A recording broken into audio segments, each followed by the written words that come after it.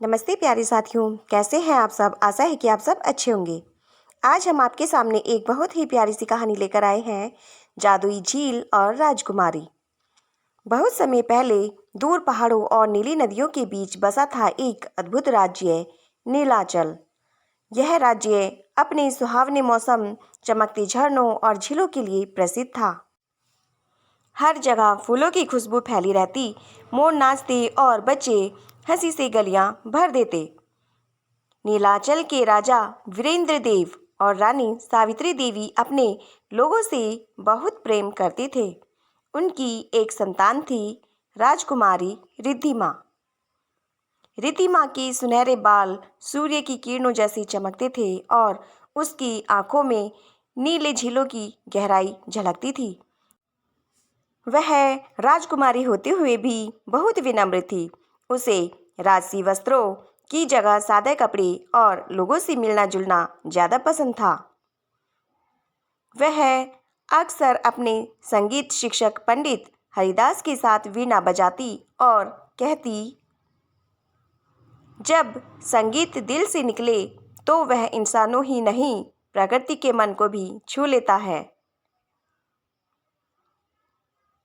जादुई झील की पहली पुकार। एक दिन रिद्धिमा अपने प्रिय स्थान नील झील के किनारे बैठी थी।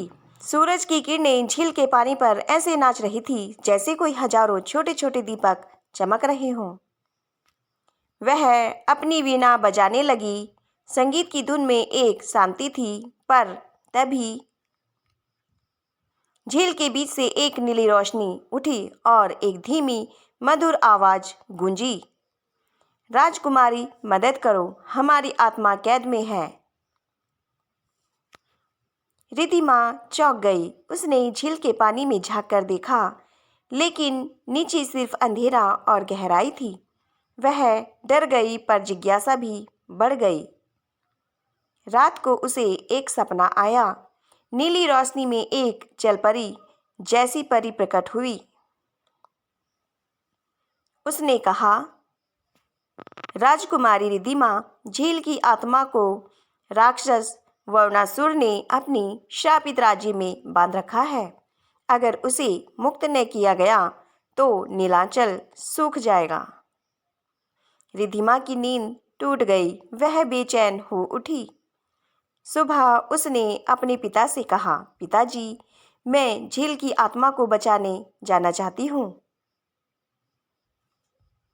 राजा बोले, बेटी, वह यात्रा बहुत कठिन है, पर अगर तुम्हारा हृदय दृढ़ है तो सत्य की राह खुद खुल जाएगी। साहसिक यात्रा की शुरुआत। रिद्धिमा ने अपने वफादार मित्र राजकुमार आरव और एक जादुई मोर नीलू को साथ लिया। नीलू को बोलने की शक्ति थी। वह कभी कभी भविष्य की बात भी बता देता था। वे तीनों नीलाचल छोड़कर पहाड़ों की ओर निकल पड़े। पहले दिन ही उन्हें एक बर्फीला तूफान मिला। हवा इतनी ठंडी थी कि सांस भी जम जाए। आरव बोला, राजकुमारी, लौट चलिए, यह बहुत खतरनाक है। पर रिद्धिमा मुस्कुराई, जो किसी और के लिए निकला हो, उसे अपने डर पर विजय पानी ही चाहिए। रात को जब सब थक गए तो नीलू ने अपने पंख फैलाकर उन्हें ढक लिया। उसके नीले पंखों से गर्माहट और रोशनी फैलने लगी। जल मंत्र और झील का द्वार। तीसरे दिन वे पहाड़ के नीचे पहुंचे, जहां एक रहस्यमय गुफा थी। वहां दीवारों पर चमकते चिन्ह बने थे। रिद्धिमा ने ध्यान से देखा। वे पुराने जल मंत्र थे, जो केवल शुद्ध हृदय वाला ही पढ़ सकता था। उसने आंखें बंद की और धीरे धीरे वह मंत्र पढ़ा। नमः जलात्मने मुक्त स्वरूपे। जैसे ही उसने यह कहा, गुफा की दीवारें खुल गई और एक नीली सुरंग जैसी बनी, जो सीधे झील के भीतर जाती थी। राक्षस वर्णासुर का राज्य। सुरंग के अंत में वे पहुंचे एक विशाल पानी के नीचे के महल में। दीवारें मोतियों की थी, पर उनमें अंधकार फैला था। अचानक चारों ओर बिजली सी चमकी और एक गहरी आवाज गूंजी, कौन है जो मेरे राज्य में घुस आया है?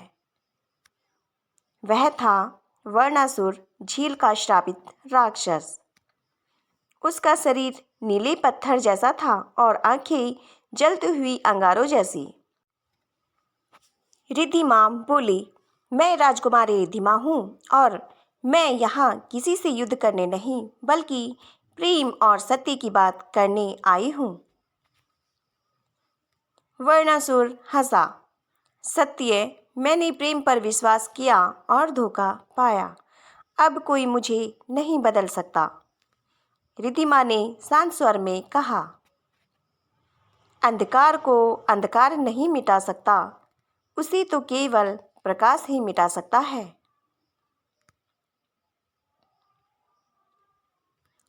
संगीत का जादू। रिद्धिमा ने अपनी वीणा उठाई और बजाने लगी। धुन इतनी पवित्र थी कि झील की लहरें भी झूम उठी। आरव और नीलू ने देखा, वर्णासुर की आंखों से आंसू बहने लगे। उसकी कठोर आवाज कांपने लगी। वह बोला, यह धुन, यह तो वही है जो मेरी माँ गाया करती थी। धीरे धीरे उसका शरीर पत्थर से पानी में बदल गया और भीतर से एक तेज रोशनी निकली। वह फिर से अपने पुराने सुंदर रूप में लौट आया।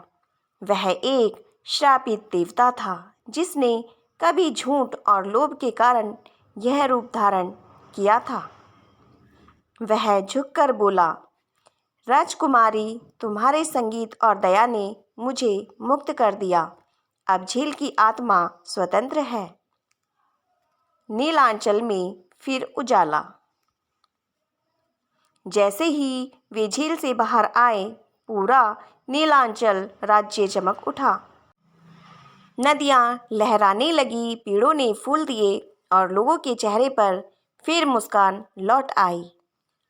राजा वीरेंद्र ने अपनी बेटी को गले लगाकर कहा, बेटी, तुमने साबित कर दिया कि सच्चा साहस युद्ध जीतने में नहीं, बल्कि किसी टूटे दिल को प्रेम से जोड़ने में है। झील के पास एक सुंदर मंदिर बनवाया गया, जहां हर पूर्णिमा की रात को रिद्धिमा अपनी वीणा बजाती। अंतिम सीख। राजकुमारी रिद्धिमा आगे चलकर नीलांचल की महान रानी बनी। उसने अपने राज्य में संगीत, शिक्षा और करुणा का प्रसार किया। वह कहा करती थी, प्रेम वह जल है जो हर अंधेरे को धो देता है। जो दिल से शुद्ध हो, उसके लिए पूरी सृष्टि झुक जाती है। आज भी जब चांदनी रातों में नील झील की लहरें नीली चमकती हैं, लोग कहते हैं वह रिद्धिमा की वीणा की गूंज है, जो अब भी झील की आत्मा को सुला रही है। प्यारे साथियों, आज की हमारी यह कहानी आपको कैसी लगी? यदि कहानी अच्छी लगी हो तो प्लीज़ कहानी को लाइक कीजिए और हमारे चैनल को सब्सक्राइब कर दीजिए। धन्यवाद।